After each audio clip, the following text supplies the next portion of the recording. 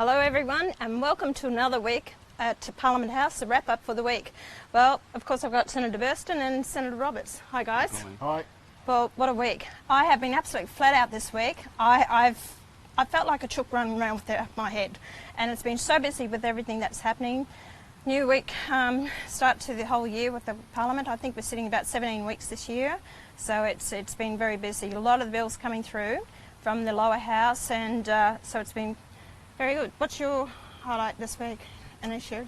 Well, apart from your workload, I mean, I don't know how you've done it this week. You've been all over the place, especially social media. Amazing, Pauline, really is. It's impressive. The highlight for me has been the Liberals' about-face on coal-fired power station. 10 years telling us how we needed to stop burning coal. One sudden snap like that. We've only been here 3 months. You got the Greens out in 10 minutes. What was really good about it is, and I hear it all the time from North Queensland, there's no competition on the power prices, and so they're paying exorbitant prices. And what we've learnt this week, Queensland, the wholesale price of power this in the month of January for this year is around about 19.7 cents wholesale price. Now, the average last year for Queensland was about 8.4%, New South Wales 6.5%. So I want to know why Queensland's power is actually going through the roof. But the Prime Minister's announcement of a coal-fired power station in North Queensland is going to be great. We need it. I'm all for it. And so anyway, that's great. What about you, Brian, for the week? Oh, I think one of the highlights was the exposure of the CEO of Australia Post and his salary. Exorbitant salary of over $5 million, 10 times that of the Prime Minister. And perhaps something may well be done about that in the very near future. Well, 5.6 million, so I actually did a post on that, and I can't believe it. It's reached 1.6 million people that it's reached. We've had 5,000 comments on it, and it's been shared numerous times, so it is a big issue concerning Australians. And as I said in the post, you know, when you actually, we're going to have to pass the omnibus, and that's very important. It's going to affect a lot of Australians. And here I'm passing, cutting back to battlers, and here we have someone whose Australia Post on 5.6 million is unjustified, it is disgusting, and it's something that will follow through. When we were going through southwest Queensland a few weeks ago, we stopped at the town of Biggendon and we listened to the franchise Australia Post Office. And those guys are doing it hard, really hard, and they know what's happening. The CEO is hitting his KPIs and sacrificing the business downstairs. Absolutely. It's just not right. So anyway, that's something else. But I tell you what, I think the highlight of my week so far has been about the acquisition of the land for the Singaporean base, and you know, straight away I started getting calls from the farmers and everyone like that, and they're just sending through fantastic messages, and to Don, who's done a lot of work with this. And it wasn't just it wasn't just us, One Nation. It came down to people power. It was the farmers. They protested. They actually, you know, even some of the others, like Senator Matt Canavan, he went to the meeting there. He tried to explain. But I think it's people power and the work that we did behind the scenes and expressing their concerns, and we passed it on to the Prime Minister and to the other ministers and to the defence personnel, and I think it was the best decision the Prime Minister could have made, and I'm really, you know, pleased with that. So everyone's at peace. Today we've got a special guest, actually got two special guests coming in, but the first one I'm going to introduce to you today is Minister Mitch Ifield, who's Minister for Communications. Please come on in, Mitch. First time, welcome, great first to see time. you. Yeah. Good to see you. Hi, Mitch. So anyway, listen, tell the viewers, what's it like working with One Nation? You love it, don't you? Well, I mean, Pauline, I think something that's really important for people to appreciate is that this Parliament is working.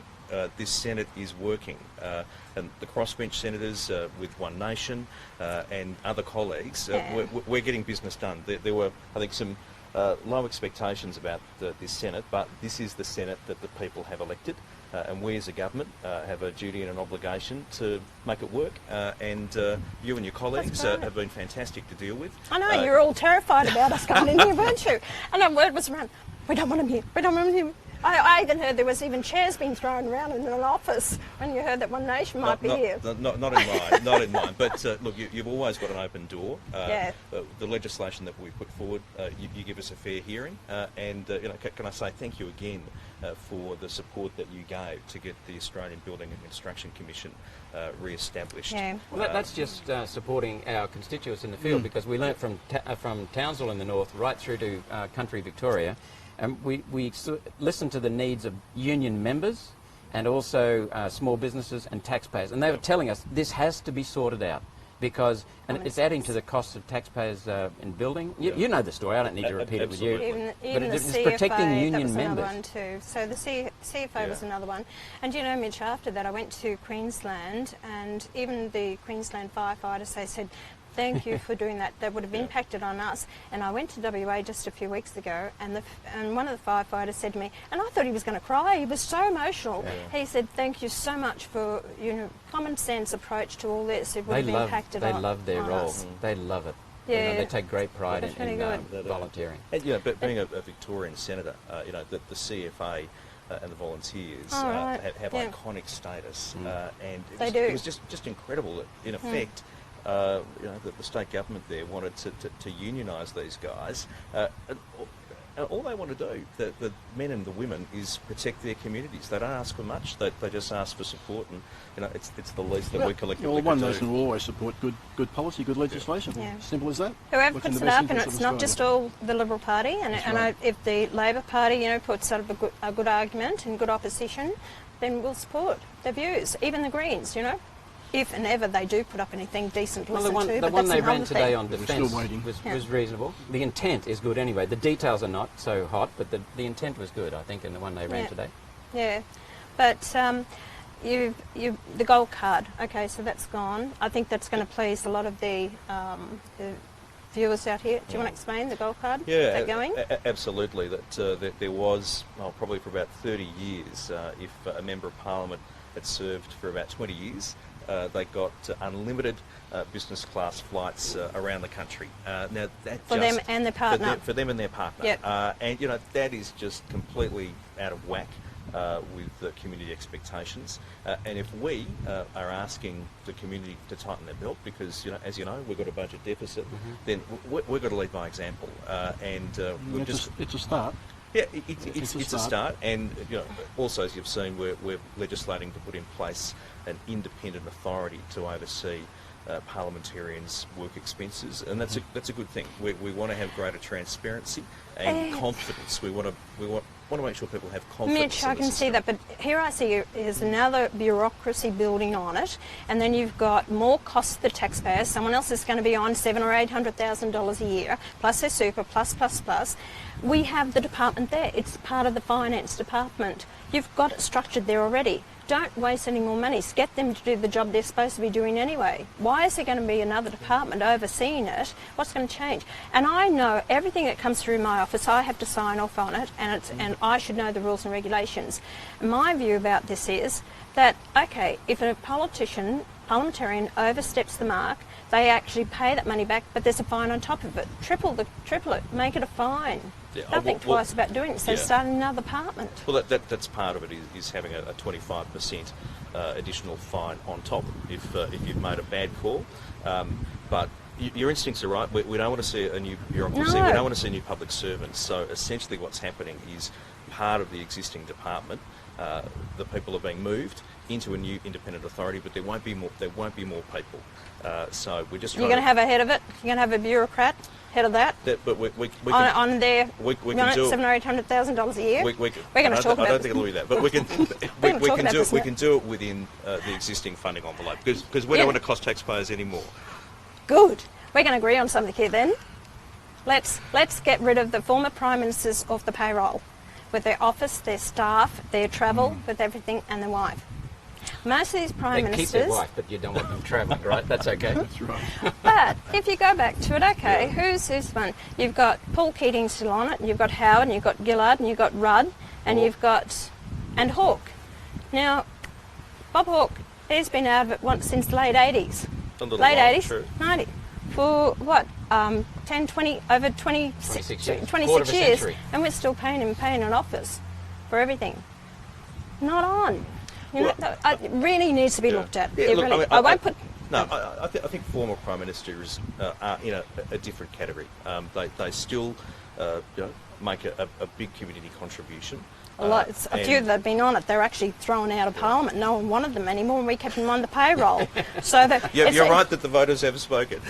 But look, I think we're off to a good start. We've got rid of the gold pass.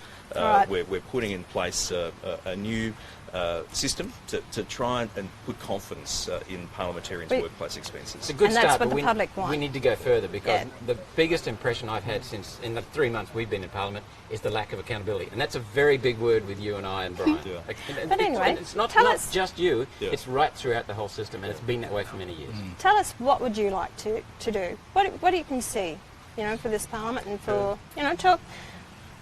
There's your viewers. Thank you. Thanks, Pauline. But look, one of the things we're very focused on is getting the budget back under control. We all have to live within our means, and we have taken the edge off the upward trajectory that there was in spending. And you know, when government lives beyond its means, what it means is that ultimately it's the taxpayers who pay. You know, they pay the interest bill on the money that's borrowed. So that's really important, so that we can live within our means. If we live within our means, what it means is that when you've got important things like providing proper support for people with profound disabilities, which everyone agrees with, that we've got the capacity to do that. That's really important. But looking after our pensioners, and you also have to look after the self-funded retirees, because they've saved their money all these years, and then, you know, they say, Pauline, we've done everything, we've actually just scraping by, and when the interest rates are down on their money's not getting, the money's coming through, they're struggling, because they don't have all the other benefits, health card and different things like that. So, you know, I think we need to just have a balanced view about how we handle everything, because people are sick and tired of those ones that don't work. They're on a welfare system, healthcare card, they have education, everything given to them, but yet they don't contribute to society. You know, they're quite happy to get their handouts. And I just came back from southwest Queensland again, and all through the towns there are people unemployed, but they're not wanting work. And the employers, in Chinchilla, for example, the Chamber of Commerce man is Hamish, the chairman of the Chamber of Commerce is Hamish Munro, and he and his wife Kim run the local McDonald's, and they're really doing a good job. And they can't get enough employees in McDonald's, so they've got 4 Indians working for them. In a town that's got unemployed. 457 visa. I've heard they put it on 457 visa sometimes in this too. Yeah. But it's another thing that we're looking